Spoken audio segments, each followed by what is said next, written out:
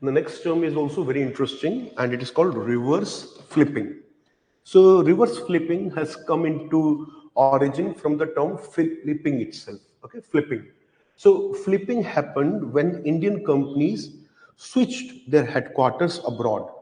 For example, companies like Flipkart, and there were many more actually, which established their headquarters in other countries like Flipkart did it in Singapore, and other companies did Mauritius and some other countries like Dubai or UAE, etc.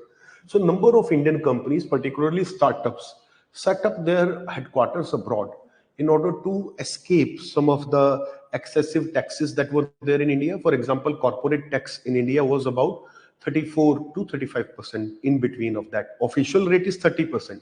But once you account in the surcharge, the cess, and the number of additional things that are there, the overall burden is slightly above 34, between 34 and 35. Now the rate has been reduced to 22%. Again, the effective burden is around 25, but still it is a definite decrease of 10%. So there was a very high corporate tax rate in India, around 35% before 2019, which was also one of the reasons there was flipping. I've not yet started on the reverse flipping yet.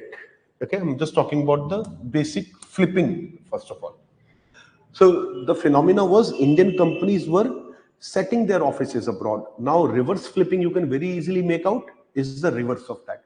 Indian companies shifting their offices back to India, or in some cases even the foreign companies setting up their offices or headquarters in India. Headquarters generally they are not, but they are setting major offices in India, regional centers, and they are also trying to list into Indian stock market with the establishment of our gift IFSC.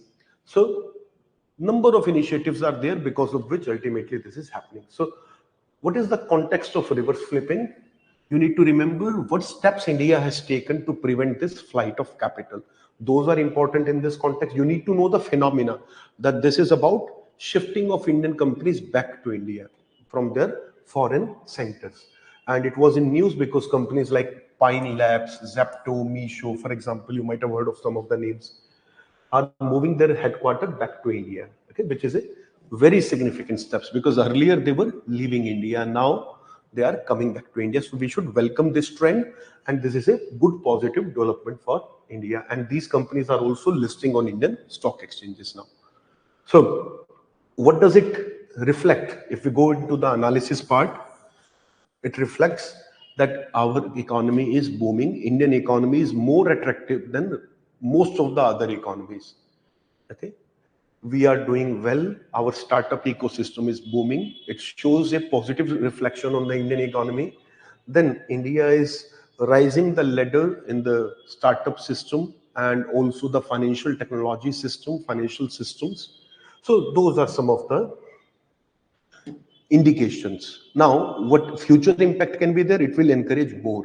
This will have a spiraling effect on the other companies. This will encourage those companies also to shift back to India, and even some foreign companies to set up their major centers in India or even their headquarters in India.